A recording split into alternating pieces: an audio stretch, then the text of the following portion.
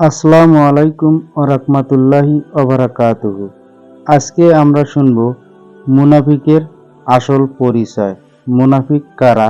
এই কথাগুলো আপনার শুনলে হয়তোবা আপনার জীবন পরিবর্তন হতে পারে এবং মুনাফিকের হাত থেকে রেহাই পেতে পারেন। মুনাফিকের ভাষা মধুর কিন্তু মন বিষে ভরা। সত্যকে যারা মুখে রাখে আর অন্তরে গোপন করে তারাই মুনাফিক। ভণ্ডের মুখে নীতি শুনতে ভালো লাগলেও তার পেছনে লুকিয়ে থাকে স্বার্থের অন্ধকার। মুনাফিক মানুষ কখনোই শত্রু নয়, কারণ তারা মুখে বন্ধু সেজে হৃদয়ে ছুরি চালায়।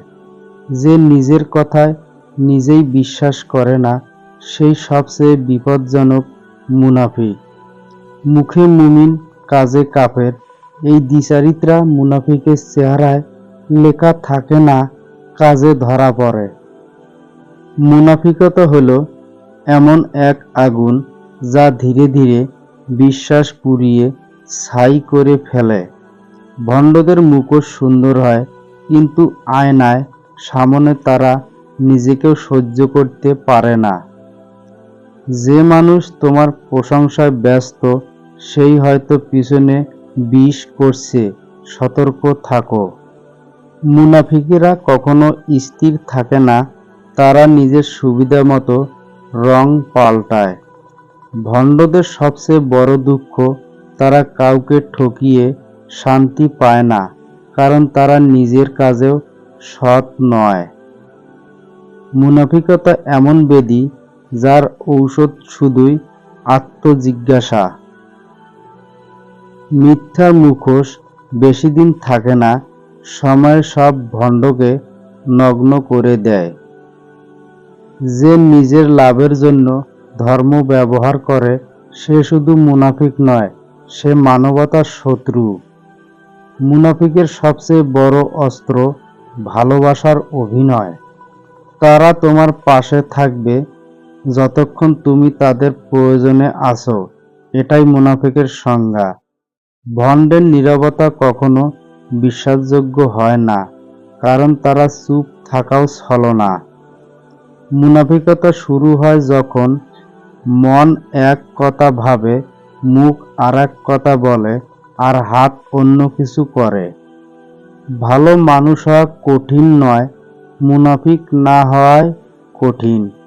মুনাফিকেরা এমনই যাত্রী যারা সবাইকে ফেলে দিয়ে একাই গন্তব্যে পৌঁছতে চায়। তারা ভুল স্বীকার করে কিন্তু শুধরে নেয় না, এটাই ভণ্ডামির প্রকৃত রূপ। মুনাফিকেরা তাসের ঘরের মতো সাজানো থাকে, কিন্তু ভিতরে ফাঁপা।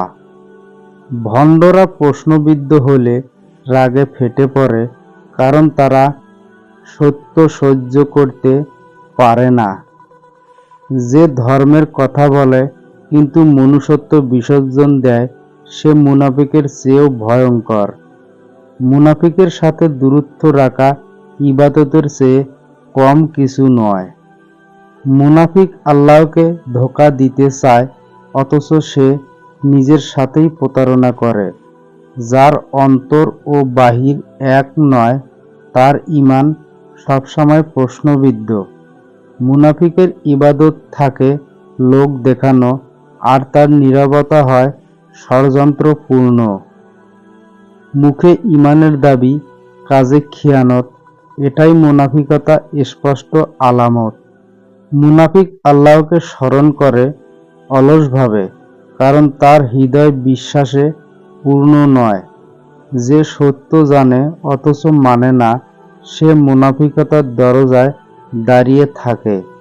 মুনাফিকরা মুমিনের সাথে থাকলে বিশ্বাসের কথা বলে, আর একা থাকলে অবিশ্বাস লালন করে। ইখলাসহীন আমল আল্লাহর কাছে গ্রহণযোগ্য নয়, আর ইখলাসহীন মানুষ মুনাফিকতার পথে থাকে। মুনাফিকের ভয় আল্লাহর চেয়ে মানুষের বেশি, তাই তার কাজেও ভণ্ডামি প্রকাশ পায়। যে ব্যক্তি বারবার প্রতিশ্রুতি ভঙ্গ করে এবং তওবা করে না, তার অন্তরে মুনাফিকতার বীজ জন্মায়।